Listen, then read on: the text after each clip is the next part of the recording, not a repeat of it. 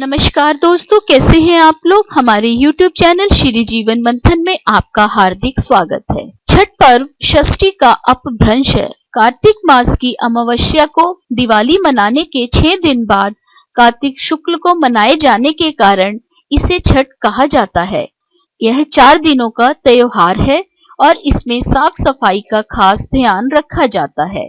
इस त्योहार में गलती की कोई जगह नहीं मिलती। इस व्रत को करने के नियम इतने कठिन हैं, इस वजह से इसे महापर्व और महाव्रत के नाम से संबोधित किया गया है। जी हाँ दोस्तों, आज की वीडियो में हम बात करेंगे आखिर कौन है छठी मैया। लेकिन दोस्तों, वीडियो शुरू करने से पहले मेरा आपसे अनुरोध है कि हमारे चैनल को सब्सक्राइब करना ना भूलें और बेल आइकन के बटन को दबाइए ताकि हमारे चैनल से संबंधित ताजा अपडेट्स आपको मिलती रहें। और अगर हमारा वीडियो आपको पसंद आता है तो लाइक शेयर करना भी ना भूलें। आपके सुझाव भी सादर आमंत्रित हैं। मान्यता है कि छठ देवी सूर्य देव की बहन है और उन्हीं को प्रसन्न करने के लिए जीवन के महत्वपूर्ण अवयवों में सूर्य व जल की महत्ता को मानते हुए इन्हें साक्षी मानकर भगवान सूर्य की आराधना तथा उनका धन्यवाद करते हुए माँ गंगा, यमुना या किसी भी पवित्र नदी या पोखर के किनारे यह पूजा की जाती है। षष्ठी माँ यानी छठ मैया बच्चों की रक्षा करने वाली देवी हैं। इस व्रत को करने से संतान को लंबी आयु का वरदान मिलता है। मार्कंडेय पुराण में इस बात का उल्लेख मिलता है कि सृष्टि की अधिष्ठात्री प्रकृति देवी ने अपने आप को 6 भागों में विभाजित किया है। इनके छठे अंश को सर्वश्रेष्ठ मातृ देवी के रूप से जाना जाता है, जो ब्रह्मा की मानस पुत्री हैं। वो बच्चों की रक्षा करने वाली देवी हैं। कार्तिक मास के शुक्ल पक्ष की षष्ठी को इन्हीं देवी की पूजा की जाती है। शिशु के जन्म के 6 दिनों बाद इन्हीं देवी की पूजा की जाती है। इनकी प्रार्थना से बच्चे को स्वास्थ्य, सफलता और दीर्घायु होने का आशीर्वाद मिलता है।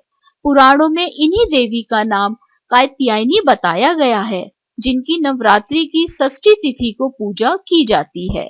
अब दोस्तों जानते हैं छठ व्रत से संबंधित कथा के बारे में। कथा के अनुसार प्रियव्रत नाम के एक राजा थे। उनकी पत्नी का नाम मालिनी था। दोनों की कोई संतान नहीं थी। इस बात से राजा और उसकी पत्नी बहुत दुखी रहते थे।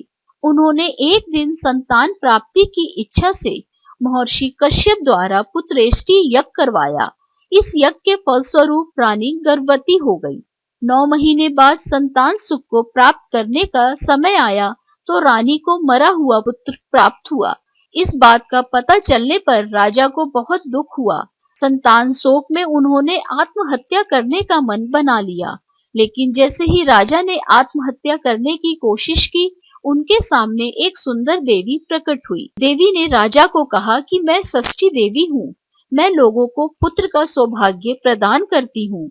इसके अलावा जो सच्चे भाव से मेरी पूजा करता है, मैं उसके सभी प्रकार के मनोरथ को पूर्ण कर देती हूँ। यदि तुम मेरी पूजा करोगे तो मैं तुम्हें पुत्र रत्न प्रदान करूंगी।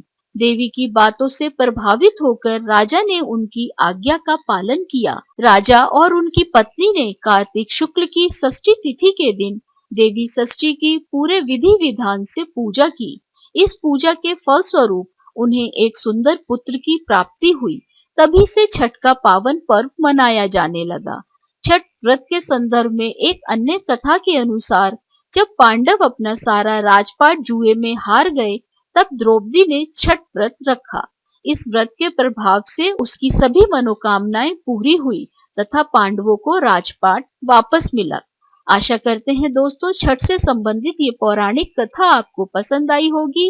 राधे राधे। जय छठी मैया की। आप सभी पर ईश्वर की कृपा सदा बनी रहे।